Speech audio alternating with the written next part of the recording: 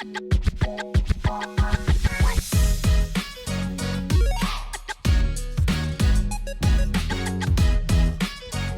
everyone, and welcome to the show. I'm James, that's Katie, and that makes this the first ever episode 38 of Cloud Control. And here we are, Kate. You know what? I haven't brought up my favorite hockey team, the Dallas Stars, in quite a little while in this podcast. But you know what? We're getting down to it. 10 games to go, regular season.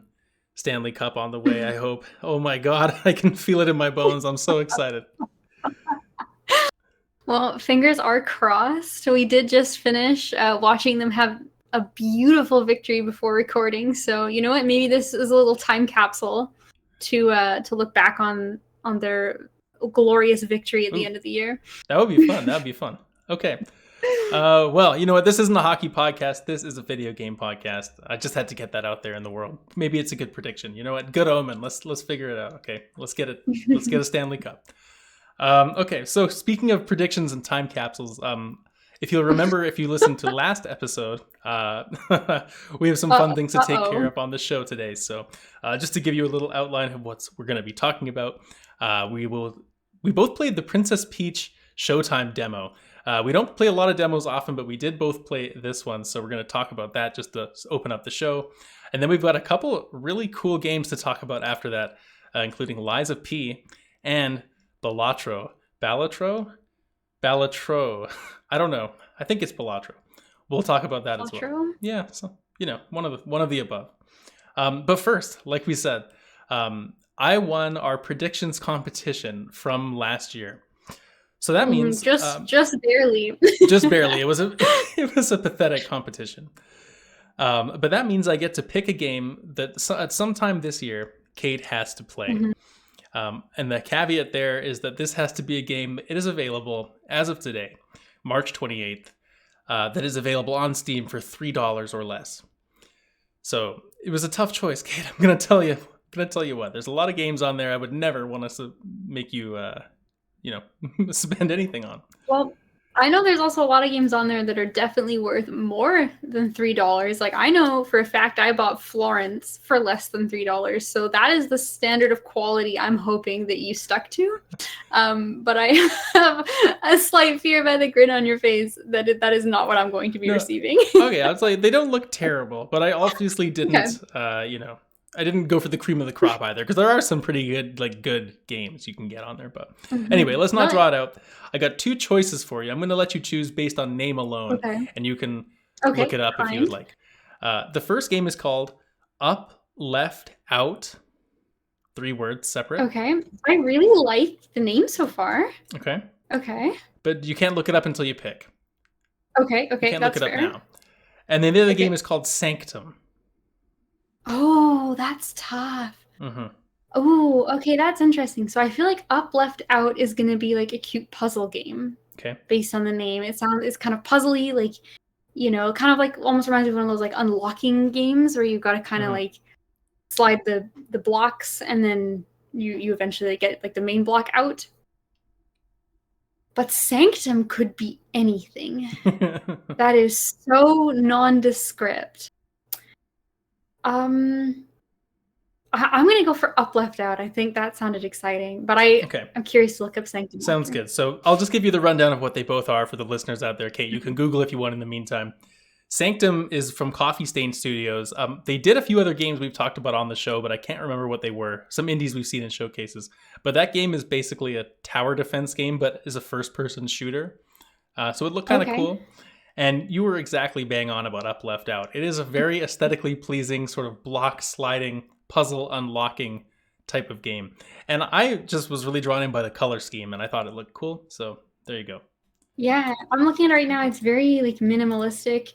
I don't know why I had thought it reminded me of Free Cell. I think maybe because like there's one picture where it's like green and then like white with red on it, so it kind of looks like cards on like a green background, like Free Cell. Oh, cards in the green background. Might talk about some of those later on in the show. So there you go. Okay, Kate, awesome. You must play Up, Left, Out. This, it's tagged as puzzle, minimalist, and relaxing. So honestly, that sounds like I'm in for a good time. So I appreciate that you didn't make me play so many things that you There could could have have made been me play. Zoob 1, Zoob 2, Zoob 3. I don't know what Zoob is, but there was a heck of a lot of Zoob games on there for like 68 cents. What is that? I don't know. Wannabe Zoom I beanies? don't ever want to know. Kate, let's talk about something that's way more of a real video game than probably most of these we've talked about so far. And that's the demo for Princess Peach Showtime. We both took the time to play this. What was it, about an hour long or so? Just Something under. like that. Yeah, what did you think? Let's talk about the demo. I mean, it's really cute. That's the first thing. I love the idea of it. Like, I love the presentation. I love I like that Peach has this thing where she sort of just like does everything. Like, her new thing is like, especially like in Mario Odyssey, like every place she was in, she had some like outfit and she was like exploring and like I'm an astronaut now and now I'm whatever. And I kind of like that's sort of the Peach thing. Maybe it's kind of Barbie-esque in a way where she just like has a million professions. Interesting. I took it as more of like she's kind of like Kirby now, where she just has different like powers. I don't know, but you're right. It is kind of like Barbie-ish too. But I guess she's very Barbie-esque as a character.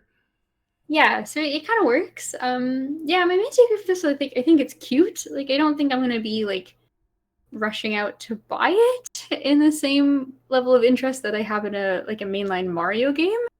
But I was pretty happy with what I played, and I really think it seems like it's maybe targeting a slightly younger audience than your traditional Mario game would, which on one hand is kind of cool because maybe you get some younger female gamers into, like playing Peach. And on the other hand, it's kind of like, why does Peach have to be simple, but Mario's like complex? That's kind of weird. Yeah. I mean, Nintendo always has a spectrum, I guess, but yeah, it would have been nicer. Yeah. I feel like it is very simple. That's what I was gonna say as well. Like I guess the caveat would be like it seems like there's multiple levels that you go through as you play the game. So we got to play in the demo like sword fighting Peach and then patissier Peach, I guess, like she was a baker. And I'm guessing that those activities would get harder as you go through the levels of them. Yeah, I think each one you played was like to be continued, and that kind of implied to me that they would be like that's sword fighting Peach 1, and then you had sword fighting Peach 1, 2, and like so there would be some complexity, but just the way that it controlled felt very simple. Like even if you make the levels more complex, maybe a little bit more like puzzle solving could be somewhere where the challenge could increase, but the way it controlled didn't really feel to me like there would be like tons to do with that, not in the same way that Mario is like, like kids can play Odyssey, but there's like so much like complexity in how like high the ceiling is to like control the like jumping mechanics that Mario has. Right? Yeah, this game's not trying to be anything close to that. There's no doubt about it. Yeah. You know what game I heard this compared to on a separate podcast, and I think was a really apt comparison, was Mario Party. Can I take a guess? Oh, Mario Party. And if you think about it, Paper Mario. The cooking game especially was the one that I felt was quite weak. Like there wasn't really a lot going on, and after thinking about it, they are kind of like Mario Party games. Like you're just kind of pushing the button and waiting till the cake rises, letting go, stacking them on trays. There's even a stage behind you at the end where there's like a drum roll, and it's like, who's gonna win? How many did you get? Mm-hmm. Like it's very Mario Party, and I couldn't get that out of my mind once I heard it. I mean, that one did. I think say the Sword Fighter one didn't, because that had like a proper level that you went through, and like it was kind of cool that it had sort of like the 2D section where you went like from left to right, and then you also went like from like front to back as well, so it changed the perspective. And I think maybe you could do some cool things with that. Maybe if there's like a more of a moveset you could get, I could see it being kind of cool. I think I secretly like that part for being a parry section, because right. All the bosses you had to fight, like how you fought them was basically like wait to dodge, and it's very, very generous. But you do the dodge, and then Peach just goes ballistic on them, and that was kind of fun. Mm-hmm. It was kind of fun. So, it was. Maybe a little more like action commandy, like timing stuff, but I don't see it getting too complicated. Right. You're right, though. Yeah, I don't either. And you're right that the baking felt very minigame. What's funny about that though is I was so bad at it. I'm curious how you did, but I maxed out those cakes. I was cooking them nice. Oh my god, I stormed through. Over here. the sword fighting section, like no problem. Like Peach can handle herself with a blade, no biggie. But the whisk is a much more difficult tool to manage. You know what's funny is I actually got stuck just a little bit on the sword fighting one because I didn't realize at first that when they do the ground slam, you have to dodge it with A instead of the B. Mm-hmm. So I got hit a couple times and I was like, what's going on? Like my timing is not this bad. And then I realized like, oh, it's the other button. That's funny. Anyway. Yeah, no, my cakes were bad. I didn't even do the last cake. Like I couldn't finish them all. Oh no. Like it was too arts and crafts for me. I got through the first couple cakes. I'm like, all right, no problem. This is fine. But like the last cake, the last two were like kind of complicated. These like sort of like intricate patterns, right? It starts out with just like do the outside, and the cake is spinning too. Like it's rotating, so you can't really take your time and be patient. You kind of have to time it out, you know, take a chance. Yeah. Well, let me tell you, my second last cake, like the process I found out is that if you just cover the entire cake, the game registers that you've done the pattern eventually. Yes. True. And that's how I completed the second last cake, and I did not finish the last one. Kind of weak, but I mean, nice work. It was weak. Yeah. I did not get very many stars that level, and I felt kind of bad that it was the demo cake level. Yeah. Do you know one thing I found really weird about this game too was the way that they use like text to command you and give you instructions of what you're doing.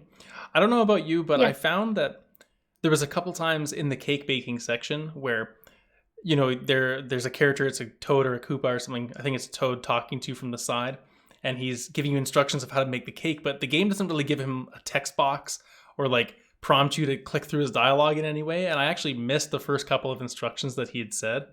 And so I found that really strange because there's lots of little dialogue pieces that pop up from characters as you're walking through the Princess Peach's castle, and it doesn't look any different than that.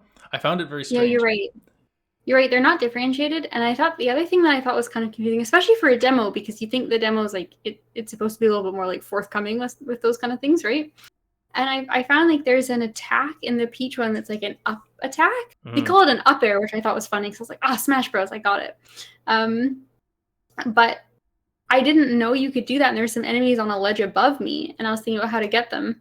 And then there's like a little button you can press and that brings up the controls, but they don't come up otherwise. And so it took me a second to know I even had a couple moves because I didn't pull I did that move by accident. Yeah. So I figured it out, but yeah, I know what you mean. Yeah, so it was kind of like, it was a weird blend of like easy, but also like a little bit like obtuse a couple times, which, I don't know, seems kind of like a weird juxtaposition of like trying to be very, very accessible, but kind of like being, a little I mean, that's Nintendo in a nutshell. You can't change your controls. Yeah. We're not going to do this tutorial as in-depth as this other one, which is way too in-depth. I don't know. It's interesting. Yeah. I don't think it's something either of us will play. But I would be interested to, like, if the demo was double as long and you got to sit down for 10 minutes with each of the different Peaches, I would definitely be interested to, like, try out a level for each of them just to see what that feels like. I agree. Some of the designs are really cool. Like, that Ninja Peach looks awesome. And, like, I'm curious what, like, Mermaid Peach is. It looks like it might be, like, a rhythm game because she was singing. Like, I think it's definitely intriguing. Like, I kind of wish it was sort of a Mario-style thing where it was, like, all ages, whereas this feels a bit more, like, targeted towards a young audience exclusively. And so and like my biggest worry would just be that because they're developing so many different gameplay styles, like, are some of them underbaked compared to other ones? You know, is the sword fighting one way worse than the cowboy one for whatever reason? Let me tell you, my cakes were definitely underbaked. All right. Did you not get Paper Mario flashbacks, by the way? I did. Gourmet Guy. I was like, Gourmet Guy, one of those cakes. That's why my Peach in my head, the canon was Peach was a good baker because she had to practice feeding Gourmet Guy back in Paper Mario. Yeah, it made so much sense. I felt like I let her down. I was like, Peach, girl, you've been doing this for like 25 years. I'm sorry I can't decorate this cake for you. Oh my god. Well, speaking of Princess Peach, which starts with a P, why don't we talk about Lies of P, which is very different, but a very cool video game, and I'm honestly very excited to hear more of what you have to say, because this is something I definitely want to check out sometime soon. But yeah, so Lies of P, come on. Long story short, I adore Lies of P. Early frontrunner for Game of the Year for you, I'm guessing, right? Honestly, like... What about Ragnarok, though, you know? Well, Ragnarok already won Oh, by sorry. last year, so Wasn't it's didn't you have okay. another game that's like a hangover from the previous year? Oh, I think Ragnarok was hungover for me. I Mm, mean, the Elden Ring DLC comes out in June, so true, that's true. kind of a bummer for Lies of P. But maybe if we make Mm, a rule that DLCs can't win, wow. Way to show your bias. then Wait till you play something before you. Anyway, let's talk about Liza P. yeah, I mean, I'm not saying for sure, but honestly, though, Lies of P was amazing. Like, this is a game that has no business existing. Like, nobody ever had on their bingo card that like Pinocchio Souls like was gonna A come out and B be amazing. And somehow it did. So Lies of P is really cool. I mean, I've obviously loved the From Software games. I've played a decent amount of like FromSoft inspired games. Um and those are varying degrees of quality. But Lies of P is in this like really beautiful, amazing sweet spot where like it is the only game I've ever played that feels like From Software, but is not made by From Software, and that is impressive. Can It you is so quantify incredible. like how that is You know, differentiated? I think it's partially so I kind of got a few sections to go through, but I Okay. think overall it comes a lot down to the combat. Like it is so incredibly polished. The feel of it is just perfect. Like it's got the perfect weight. The animations look great. The timing on everything is like picture perfect.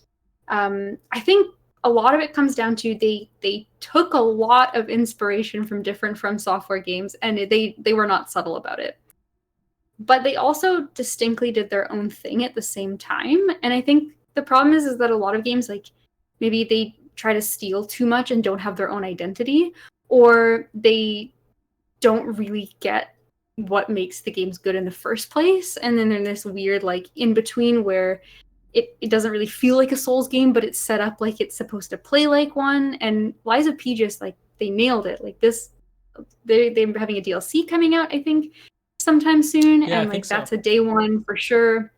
Um, so I guess kind of the combat is obviously the first thing to talk about with a game like this. So it has a really fantastic style. They have what I love, and I honestly want From Software to do this themselves because they've never quite done it this way. But it has like a really good parry and a really good dodge, and you don't always get those. Like we never had those things together. So like in Sekiro, for example, parrying is your moveset essentially. Like you have a dodge, you have a jump, but 99% of the time, the best thing to do is to parry because it's so fast and you hit it on attacks and you get these long strings of like, 10, 12, 15 in a row and ding, ding, ding, ding, ding, ding, ding, ding, ding, done. Um, and then whereas in other games, parries are usually quite slow. They're usually for things like you need to almost predict and do it a little bit earlier because like you need to it takes time for, your sword to make that parry motion or your gun to go off in Bloodborne. But in Sekiro and Lies of P, it's almost basically instant. So you just the second it hits you, you press it and it's like frame perfect. But in Lies of P, they also give you a good dodge. And so you can kind of do the more traditional like roll away or like roll through attack. And so it makes this really cool system where like sometimes you use one and sometimes you use the other, but it isn't like it isn't always a time where one's inherently like the right thing to do. So it's less like feeling like you're learning, okay, that move I have to dodge this way. That's how you deal with it. And it's more just intuitively feeling like, okay, parry, parry, then I dodge that one, then parry this one. And it's like this really kind of open system where those things kind of work really well in tandem. That sounds really FromSoft appealing has to never done it. me, I would say. Yeah, like it's really cool. Like I played it and I love Sekiro, so I found that like I was parrying most things and then doing some dodging. But a friend of mine who was playing it at the same time, he was doing the exact opposite, where he was dodging most attacks and then parrying sometimes. And we felt like we both kind of had like similar degrees of success, but we were approaching it like completely differently, which is cool That is because cool. oftentimes there's like one thing that's kind of like the best option. Well, that's something that made me bounce off of Sekiro because I didn't really particularly love Yeah, learning the parry timings. But if I could dodge, like one yeah. of the reasons I love Bloodborne was because dodging was such a great option for me. Yeah, exactly. Like it's really cool. Like you can kind of play it both ways, and it's really fun once you kind of feel comfortable with both to do a little bit of each. And like sometimes like if it's maybe like three really quick attacks in a row, the parry is going to be better than a dodge because you can't dodge three times as quickly. But for the vast majority of times, like it just kind of feels like you just sort of go with it and make it up as you go along, and like it's a very like intuitive feeling system. So I really, really appreciate that. There's also a couple other cool things, like they have like the Legion arm is kind of like the Sekiro arm where you put different things on it. So like you start out with a basically like a scorpion hook that just pulls enemies to you, which is really cool. And then you can buy and upgrade different ones. There's two kind of things that they do that's new, which I really liked. And one is there's a lot of like weapon customization. So every weapon comes with in it as a handle and a blade, and those things are separable.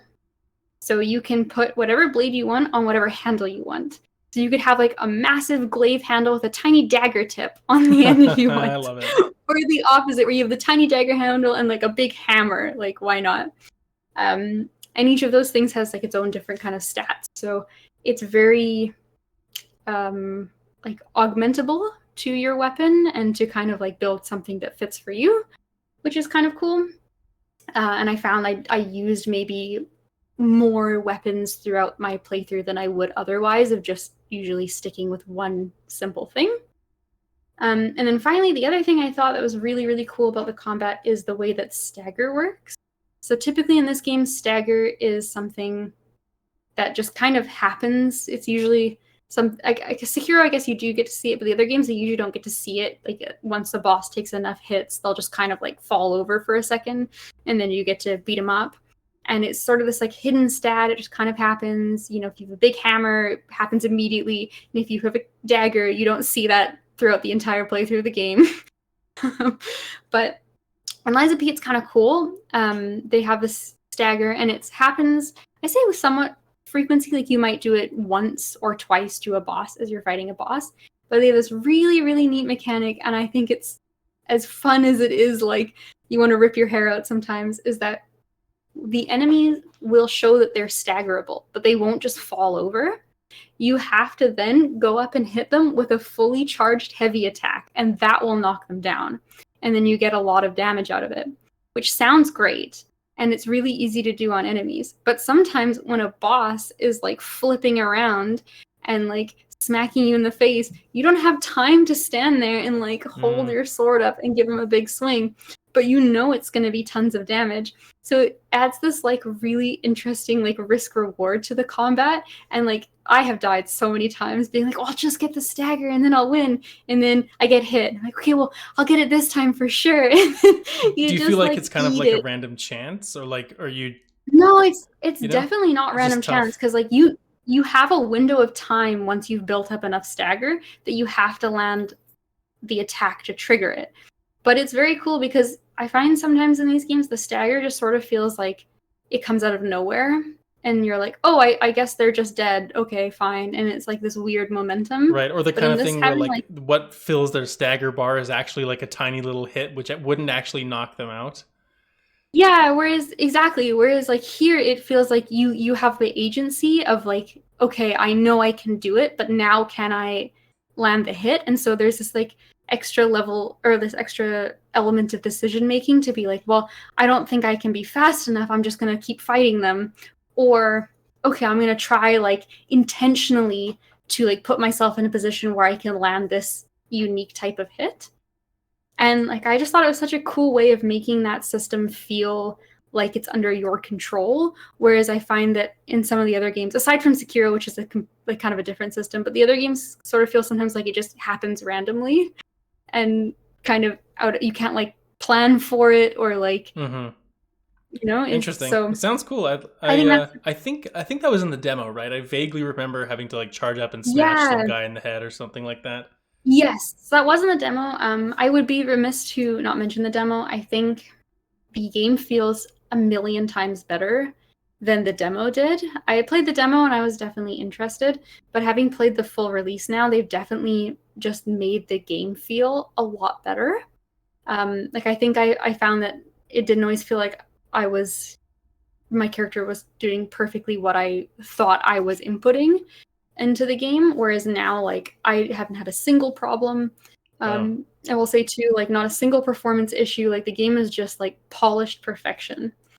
Yeah, it's so good. The boss design is fantastic. There's some really neat kind of like puppet stuff that they play on. So one of the bosses in particular kind of almost like moves like marionette like. Oh, I was gonna say there's got to be a creepy marionette in there somewhere. At least one. Absolutely. Absolutely. So I think it's great. The world is really cool. I think there's a lot of diversity in terms of the levels. My personal favorite was this like really grand, magnificent opera house, which was really cool, and it had these like cool like opera spider puppets. Like, it was just really, really incredibly cool. I was gonna ask you if there's any kind of variety to the levels, or is this kind of like a very dark game? Because I know like the demo was quite dark and dreary, and I know Bloodborne, like for the vast majority, is very much like that. And I know this game is so heavily compared to Bloodborne. I'm like, I wonder if there are going to be any sort of brighter moments in this game at all or not. So this is the next part of my critique is this game just Bloodborne? And the answer is kind of yes. The majority of the game is sort of like, kind of like dingy, dark, distracted kind of like cityscapes, very Bloodborne-esque. But they do have some sort of unique areas as well. Like I said, the Opera House, I think, is a really standout place because it was so different. I think they do a pretty good job in terms of variety. There's a lot of city area, but there's also just a lot of areas in general, and so it doesn't feel too overwhelmed by city. I think the one place I would say that I think they like match up to From in a lot of the combat. I think the level design is definitely something a bit more simplistic. It has the really cool like looping where like you get an elevator and then later you can use the elevator, or there's a gate that only is open from one side and that takes you back to the start of the area.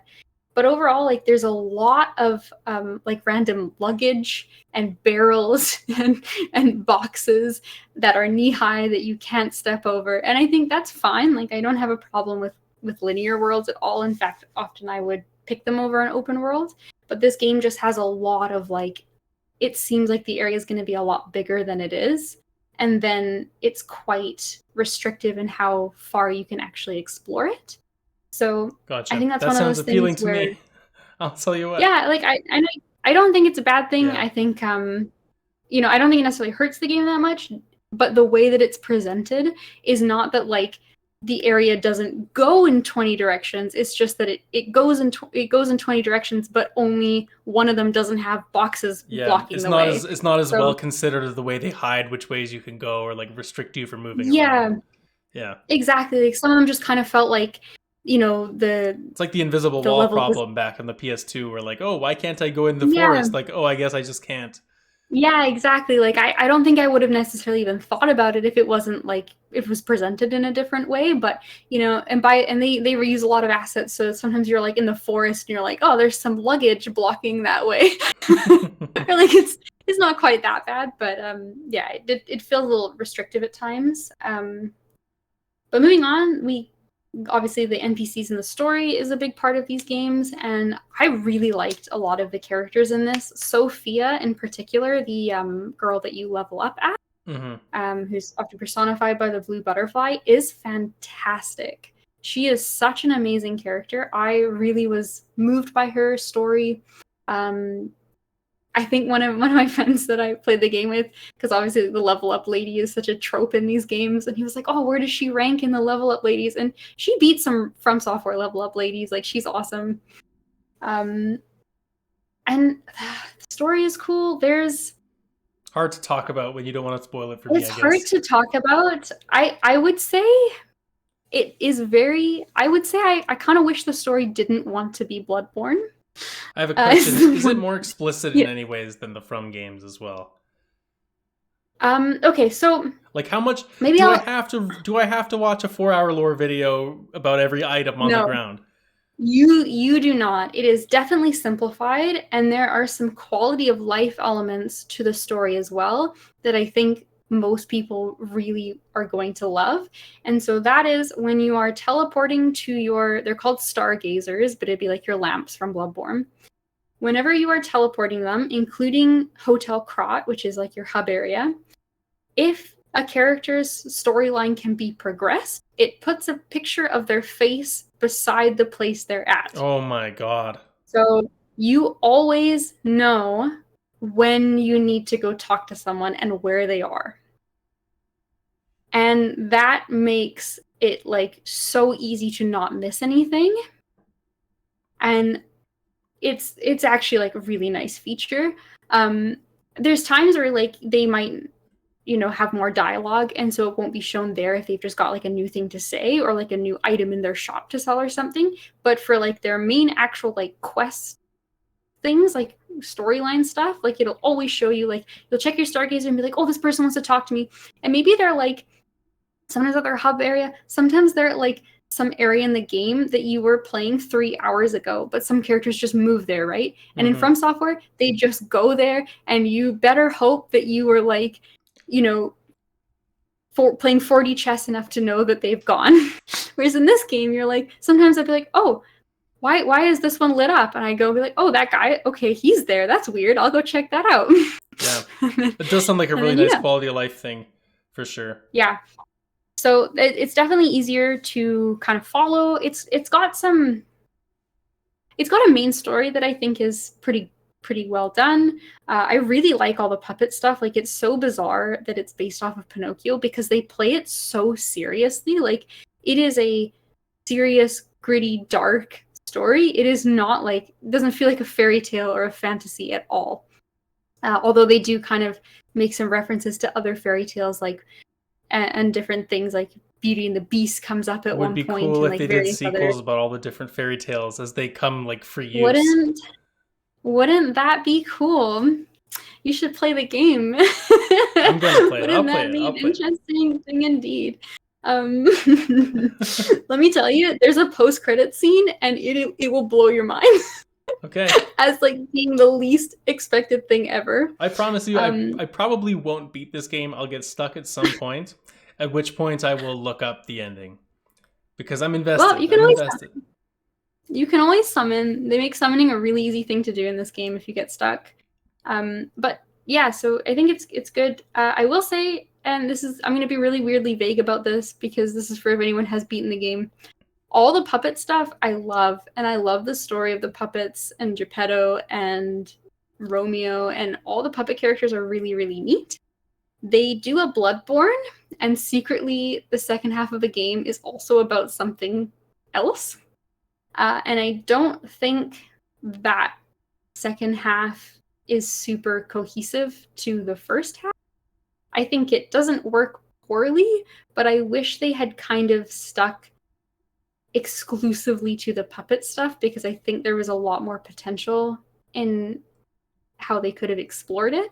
And a lot of the themes that they kind of introduce and keep in the second half going in a separate direction, I actually think work better if they had stuck to puppets.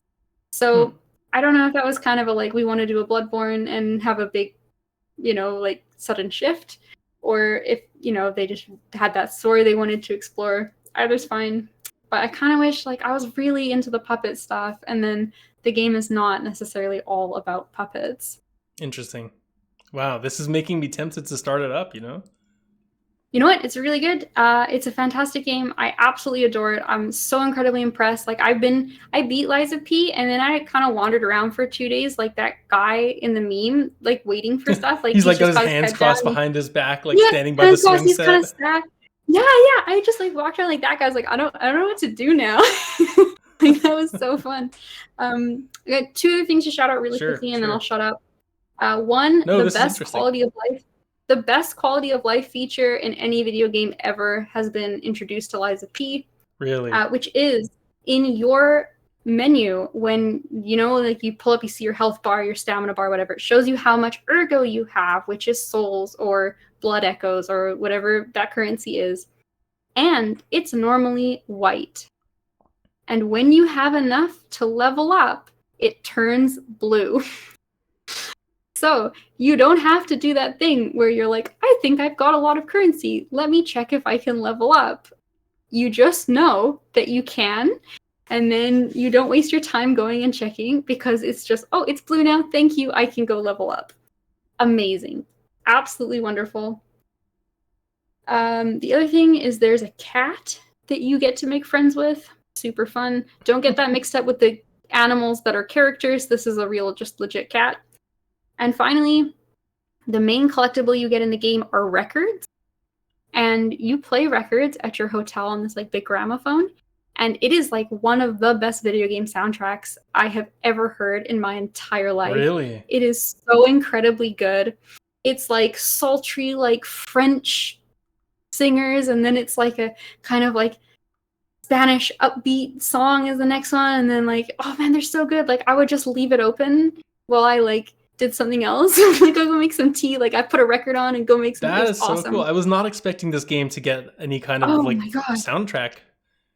Like it has like the regular like intense boss music, right? When you're like fighting stuff. But you just get these records and they're like genuine, just like normal songs. But like every single one of them was so good. And I've never cared about collecting the collectible in a game more than getting these records. Like I found the soundtrack on Spotify and I listen to it genuinely just all the time as music. Yeah.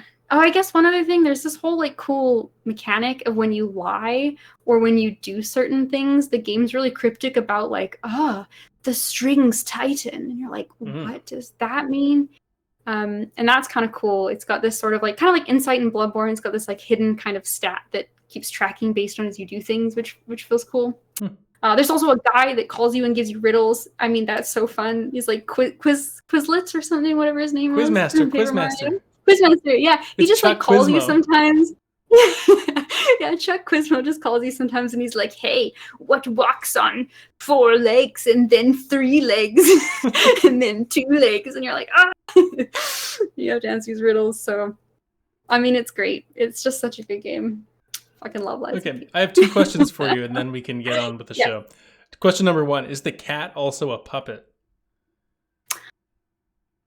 You know what? It's funny. I don't want to answer that question because the cat is kind of integral to the story in a weird way. I asked that as a complete joke, but I guess I will forget about that. The cat's important. The cat is low-key a little important. Okay, and the second question is I know you haven't seen it, but on the, would you bet over under the chance that Lies of P is better or that you would enjoy it more than the Winnie the Pooh 100 Acre Wood horror movie? Which I would very much class upon hearing about them as a similar project. Well, my answer to that is I really hope in one of the extended universe sequels of the children's copyright-free literature that we get Blood and Honey as a game in the same vein as Lies of P made by the same studio. So would love it. That's how I feel. I would like to be Piglet with a twin dagger build and just run around the 100 Acre Woods causing all sorts of havoc. I'd be Owl. I'd just swoop on down with like bloody claws and take people out. It'd be cool. Like crazy. I mean, Tigger's stomp build would probably be pretty strong too. It's got to do a lot of stagger damage. Oh man. I agree.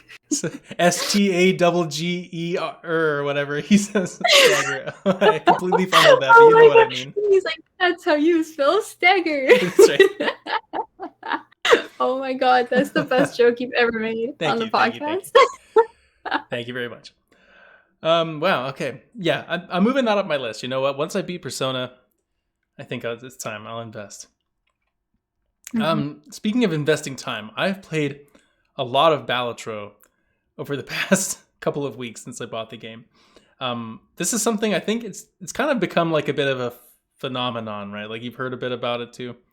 People are playing. You know what? You mentioned it to me and told me I should play it, and then within the same week, someone else I know recommended it directly, and then I must have heard like 3 or 4 other people just offhand talk about how great it is. So yeah, this is just kind of blown up.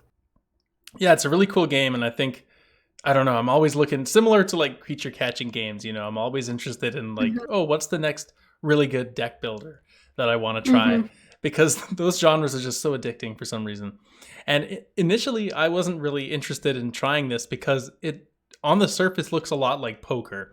And I don't really care for casino games or like gambling games or poker and, but I heard enough people talk about it just like you, and I was like, man, I have to try this, and I'm so glad that I did because it's a very cool game. And although it looks a lot like poker, it really is kind of, I don't know, it's not really anything like it aside from the aesthetic and the fact that you are trying to build like poker hands. So the way that it kind of works is there's 8, you start a run, and there's 8 rounds to your run. The rounds are called antes because it uses poker terminology, and it does take me a second to like wrap your head around what you're talking about. But each round is an ante. You got to beat all 8 antes, and you win your run. Within each of those antes, you're gonna have 3 kind of, I guess, battles. We'll call them. They're gonna have a small blind, a big blind, and then a boss blind. And you can take those on, or and as you do, you kind of gain currency. And the way you defeat them is you have to score a certain amount of points. So the small blind will be like 400 points, and you're going to get a hand of cards, and you've got to match like, okay, I've got a pair of 2s here, a pair of 5s, and depending how complicated the hands you're pulling out of your things are, so a pair doesn't score as high as, say, 4 of a kind, which would give you a higher multiplier, be worth more points, and you just have to score enough points to pass the blind. I don't know if you're with me so far. Okay. I'm following you so far. Okay, so obviously, it starts off quite small, but you need to progress, and every time it gets bigger and bigger and bigger. And the way you increase your score is that you begin to modify your deck. So you'll have just a regular deck of cards to start out with, but you can start to, after you fight each round, you go to the shop, and you can start to buy things like upgrades to your cards, where now your cards are going to be gold-plated, so you earn extra money while they're in your hand, or they're made of glass, so they multiply your score more, but they can break after you play them, so they're no longer in your deck. Things like that. There's also, I guess, the main mechanic of how you can customize is the jokers, which you can get from different booster packs, or in the store you can buy them a la carte, depending like if you have enough money and if you have space. But they do things like, they can do pretty much anything. There seems to be like over 100 in the game, I think, and they do things like whenever you play a hand that contains a spade, the spades are worth more. Whenever you play a hand that is 4 of a kind, they're worth more. Depending how much money you have in your inventory, you get more multiples. Depending how many blinds you've defeated, you get more. There's just endless different things, and so you begin to craft this deck, which is a combination of different kinds of hands you can put together based on what type of jokers you're finding to multiply the cards you're playing. And it's just really satisfying in a way to put these combinations together, because it begins to be less about what's the best poker hand. And so if 4 of a kind's better in poker, but you've got tons of jokers and different level ups that have increased your just regular pair, all of a sudden you're going to try and be playing pairs the whole time because they're going to be worth more to you. So it's really cool the way you can have a completely different build as you go through. That's really interesting, because in deck builders, like, you never actually use a standard deck of cards. You're because right. because it's obviously just less exciting than, the infinite potential of building any card that could possibly exist. But it's really cool that they've seemed to make a creative system while staying within that framework of like a standard deck. Yeah, it's pretty cool. And so it's interesting because you can also choose not to face the blinds when you go through. You always have to face the boss. But you can skip the first 2 as you go through. And if you skip the battle, there's kind of pros and cons. If you skip the battle, you can't lose, because if you go through any of these blinds and you don't make it, so you've got to hit 1,000 points, but you only score 900, you're out. Like, your run's just over. So if you might want to skip it if you think you might not be able to make the threshold. But if you skip it, you don't earn any money and you can't go to the store. So you do get a small reward if you skip it. It'll be like you can have one free booster pack or something, but the rewards are often not as much as the same amount of money you would earn and the flexibility you would earn by going to the shop. like playing like something like Gungeon or like a roguelike where like you have like a floor map and then you find the way up to the next level and then you can just go, but then you've missed out on like however much XP or like items you could have picked up or something. Exactly, yeah. Exactly.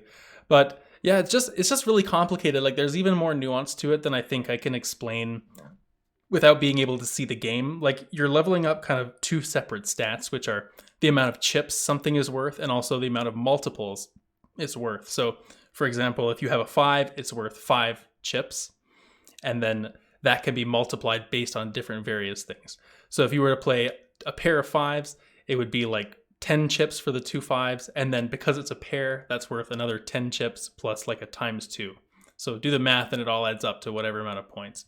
But you can imagine as you begin to stack it up and you get more cards, more things multiplying, you can get certain jokers where, depending on the amount of cards in your deck, if you've been adding a bunch of cards to your deck, it's like you can multiply by 15 times and all of a sudden you'll be scoring, a whole boss in one hand because you've saved up and saved these awesome cards and put them all together, and it's just exactly what the game is looking for to like assemble that.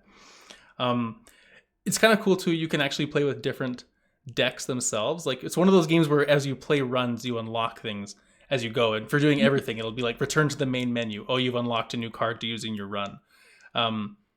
Save the game and then come back to it later. You've unlocked a new card for your run. So you're constantly like trying out setting the bar low. Things like that. Yeah. But there's lots of different decks too. So I guess you get, when you're in one of these rounds, you get either 4 or 5 hands you can play, and then you can also discard. So you're not really playing everything you can. You're really wanting to save up and be intentional about what you put down because you don't want to waste the plays that you have. And so certain decks, like if the two you start off with are red and blue, the red deck has 1 extra hand you can play. The blue deck has 1 extra time you can discard. So you can sort of choose what you're putting in your hand. And as you go, you get different ones that augment sort of how much money you earn or what types of cards might be more powerful. So there's even playing different decks, you're kind of looking for different sort of bonuses off the start, which is kind of cool. Right? Okay. And so there just seems to be tons of customization. Yeah, exactly. Okay. I have a question, and maybe it's just like one of those things that's kind of hard to like picture without looking at it, but does it feel complicated to play? Because it sounds like there's so many things going on and like so many different ways to get multipliers.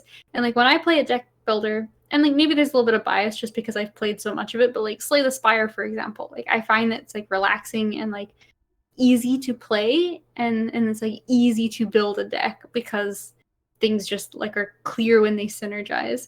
So is this like kind of a similar experience, or does this require a little bit more like focus and it's a little bit more like complicated to build an efficient system for your deck? I think the answer is yes and no. I find this game to be very difficult. I've actually not beaten a run yet, even though I've played, I think, nearly like 20 hours. I definitely had beaten a run of Slay the Spire by that timeline. I think in terms of synergizing, it's pretty easy because if you think about it, there's only really 4 suits in a deck. And some of the bonuses are also for like face cards or different numbers. But oftentimes they'll give a bonus to multiple different things. It'll be like all face cards or 2, 4, 6, 8, and 10 or something. So it's not overly hard to find things that go together, which is really fun because you're always finding like, oh, this Joker goes really well with this card that I have. And so like you're really excited to pick up what you can. But I think in terms of really, really having a great run where everything just lines up perfectly, I've had like 1 or 2 of those, and I really feel like I should have been able to beat the boss. But the problem is just like you're drawing cards from a deck, like there's a certain random chance and you just don't get the cards you need, right? But I feel like it's really, there's a wide range of outcomes of how your run can go because of such a vast amount of bonuses and multipliers. Like I think there must be more than Slay the Spire because I feel like you can reliably get enough things in Spire to where you can have a pretty good run a lot of the time. I don't feel like that in this, for sure. Okay, that's interesting. Although another point I wanted to make of a reason I think this game is so great and one of the better roguelikes I've played. I don't know if it's one of my favorite. I still think there's probably ones I enjoy more. But this one's great because the runs end so quickly. And there's none of this drawn out like, oh, I hope I can hobble along and like get to a healing point and stuff like that. Yeah, I've got 10 health, and like I got 3 more encounters till the, yeah, Exactly. to And the you, bonfire. yeah, you Oh, kind of know the writings on the wall, right? But you also really like your deck, and perhaps you want to try and tough it out because you might make it, and then all of a sudden mhm. you're gonna make it to the boss with this sick deck. In Balatro, like you only get to play 5 hands or 6 hands or whatever in the round you're going. If you mess up the first couple and you're like thousands of points off, you just know it's over. Like you don't have to waste your time. It just ends and that's it. You go back to the start screen, you see if you unlock something, and you're just right back into another run really easily. And it's built like it feels like you're going in and out of runs very quickly because sometimes they end within like 2 or 3 hands. Like if you just get shitty cards, and you need certain amount like early on, or you don't get very many cards that multiply your score very early on, you can die quick. But it's so easy to reload and you don't feel like you're guessing if you're going to make it or not, which is something that I really like. This sounds like really snappy, especially like depending on the format you're playing it on. Like I know Yeah. you're playing on Switch, and that's like a perfect kind of like handheld thing. Like, oh, I'll just play like a run or two, and then okay, Oh great. my god, if Like you you've were to play accomplished it, something into 20 minutes. yeah, you have to play it on Switch if you get it. I haven't played something on Switch for a while, so first of all, it's just nice to have something, to pull the reason to pull Yeah. the Switch out. Well, and shout out to Princess Peach as well, because I couldn't remember the last time I played my Switch, and I got that out for Peach. It was a good time. That's right, yeah. Well, that's kind of why Peach was on my mind because I pulled out the Switch to play this, and then I saw the Peach demo, and I was like, oh, we should talk about that. But yeah, it's been great on the handheld. You can even play with the touchscreen too, and the touchscreen is actually great. Like you're really just sliding cards. It's sort Mhm. of a classic example of why you would want to play the Switch in a handheld mode is for something like this. Like I found it to be very good. Kind of put it on the table while I'm eating or something, and I'm just swiping with my finger. It's perfect. It's just like playing Snap on your phone. Exactly. It really is. It really is. Yeah, it's a really cool game. If you're not a poker fan, do not be put off by it unless you're like really detest playing cards and stuff. But like we played rummy tiles and different like crib and stuff like that. Like we know cards enough to where I don't think it's a detractor. And the game itself is just super addicting. I can't wait to beat a run because I know once I finally beat it, I'll unlock a new deck, and I want to see what it is. Like what kind of deck, what kind of bonus will I get? I need to see. Yeah. I think that's like Balatro's biggest enemy, is that like people think it's poker and it's not. And Hmm. I think I even heard I was listening to like a news show the other day, or like reading a news article, and apparently it has, I don't know if it's still banned, but apparently in some countries Balatro got banned because they claimed that the rating wasn't correct for a game that has gambling, Interesting. because it's rated lower because it's not a gambling game. But some people who obviously don't do enough work to investigate these things were like, oh, that's a gambling game, poker, banned. Right. So Yeah. really went through some controversy. I don't know if, I think they still might be in the middle of it, or hopefully it's been solved up, because I know the developers were fighting back on it, saying it's not actually a gambling game. It just looks like poker, but that's not good enough to Yeah. Yeah. Exactly. ban us. The interesting experiment wouldn't necessarily be people buying, or it would be the other way around. I would be very interested to see what like a non-gamer who found Balatro thinking it was a poker game on like their PC or something like that, if they played this, what they would think of it, because I really think people would like it. It's not that complicated and it's friendly enough. Like the cards are familiar. Yeah, You know, exactly. It's something to work with. Like I could see someone being like looking at Slay the Spire and being intimidated, because it's a lot of like, it's unfamiliar foreign like game concept. jargon. What's poisoning? What's these Yeah, status effects? What's armor? exactly. Exactly. But what's in a standard deck of cards. You know what the suits are. You know what, like, you know what a pair is. You know what a run is potentially, Yeah, right? Like yeah, those are kind of ambiguous. yeah, Yeah, that's a good question. yeah.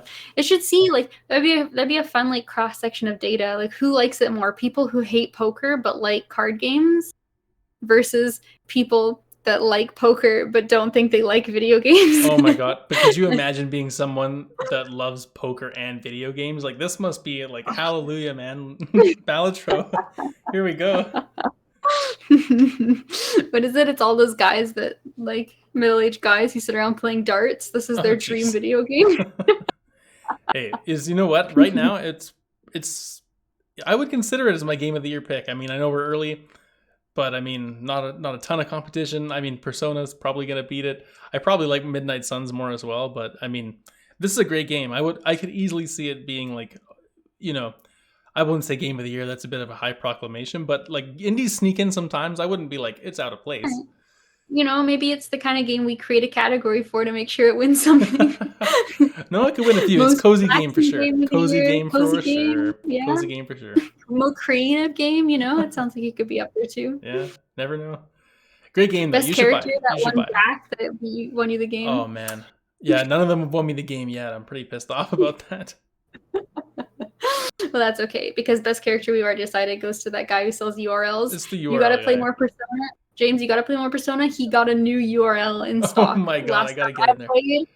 I went in there, I bought it. Let me tell you, it's some pretty it's a pretty saucy website. I'm excited. I'm excited, you know. Written URL for. I'm getting up to the next. We were just talking offline before recording, and you're like one sort of boss fight ahead of me now, and I'm just waiting for the time when I have an hour or two to sit down. And I'm get one full moon ahead of you. Yeah, I would say like you don't even maybe quite need an hour, but yeah, an hour would be good. Ooh, maybe I'll do it now.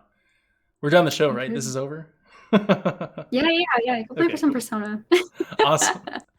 All right, everybody, it's time to play Persona.